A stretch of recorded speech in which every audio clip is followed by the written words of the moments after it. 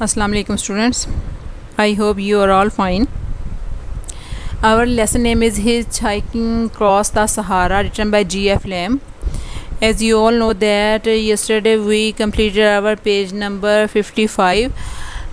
We translate our page 55. Now today we translate our page number 56.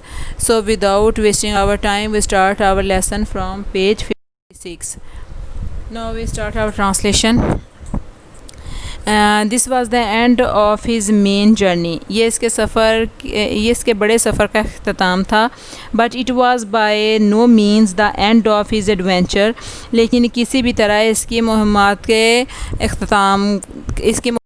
का अख्ताम नहीं था। एडवेंचर्स, मुहिम्मात, जो आगे वो वेंचर्स करना चाहता है उनकी बात हो रही है। The stay in Timbuktu had enabled him to recover some of weight he had lost in the desert. Timbuktu में क़याम ने इसे अपना वज़न बहाल करने के काबिल बनाया जो कि वह सहरा में खुद खो चुका था।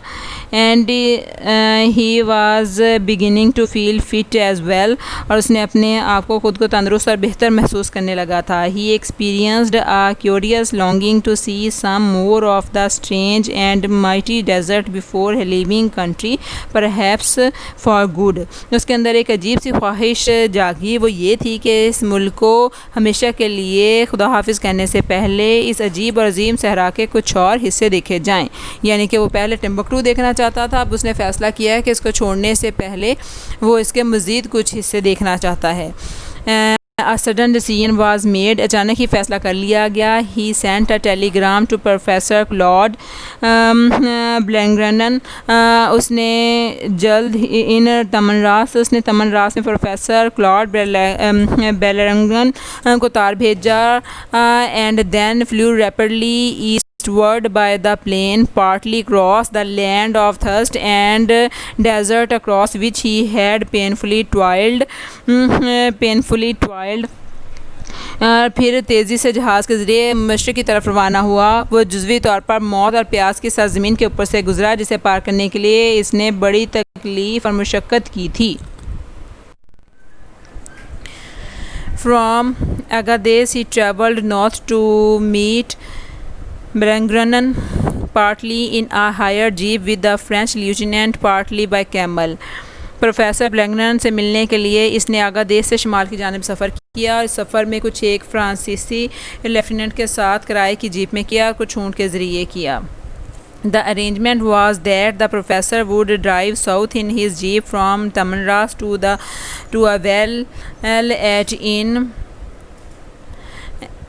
Abnagret where Christopher would wait for him.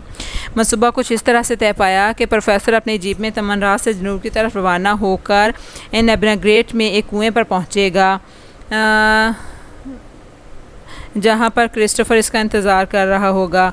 If Christopher had not after all reached it by the appointed day, अगर क्रिस्टोफर बहरहाल मुकर्रर दिन तक वहाँ पर ना पहुँच पाया, then Blangren would continue south on primitive road towards अगादेस।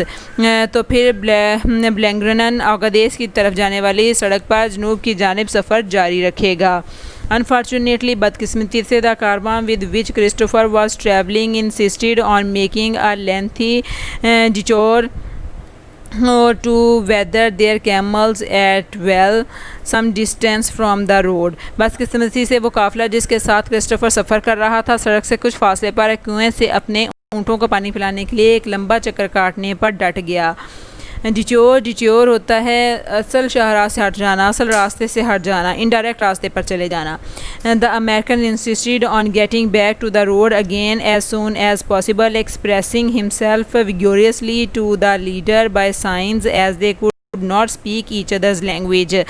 Christopher क्योंकि काफ़िले का सरदार एक दूसरे की ज़बान नहीं बोल सकते थे, इसलिए कि क्रिस्टोफर ने सरदार को इशारों से पुरजोर अंदाज में समझाते हुए इसरार किया कि जितनी जल्दी हो सके वो दोबारा सड़क पर पहुंच जाना चाहिए। But by the time they got back to the road 2 days had been lost, मगर जिस वक्त वो दोबारा सड़क पर पहुँचे 2 दिन गुजर चुके थे। The Karwaan presently left the root, काफिले ने जल्द ही रास्ते को खारबाद कह दिया। But a boy acted as a guide to lead Christopher to the well at the Abnagret, लेकिन एक लड़के ने क्रिस्टोफर को इन एबना ग्रेट में कुएं तक ले जाने के लिए बतौर रहनुमा किरदार अदा किया।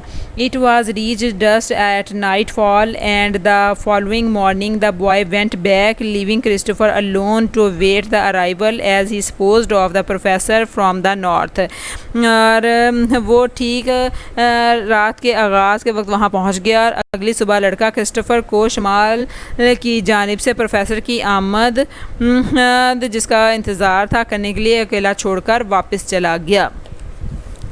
There is no village in Abnagret, in Abnagret में कोई गांव नहीं था। The only building is a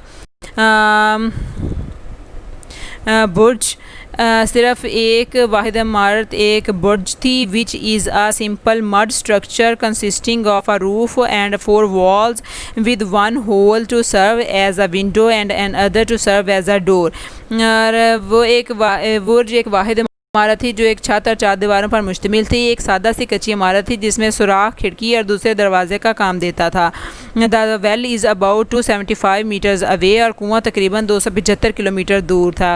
when he reach it he had a shock, जब वो वहाँ पहुँचा तो उसे परेशानी हुई। There was water there all right, जी हाँ वहाँ पर पानी तो था। But it was good 46 metres below, लेकिन वो पूरे 46 मीटर नीचे था। And there was neither a rope nor a bucket, ना ही उसके पास कोई रस्सी थी और ना ही कोई बाल्टी थी।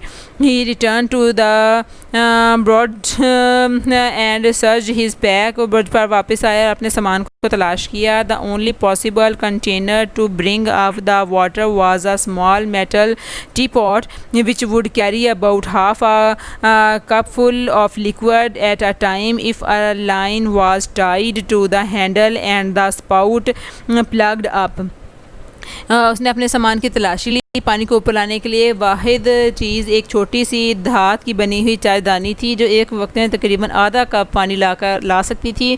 और अगर इसको डोरी से बांध दिया जाता और इसको बंद कर दिया जाता, प्लग्ड अप, इसको बंद कर दिया जाता, किस चीज़ को बंद कर देना, स्पाउट होता है उसके नोज़ल को, उसकी नोज़ल को बंद कर दिया जाता तो वो फिर आधा कप पानी का ऊपर ला सकती थी। A line tied to the handle, और इसकी जो डोरी थी दस्ते से अगर डोरी बांध दी जाती, but where was the line, लेकिन डोरी कहाँ से आती।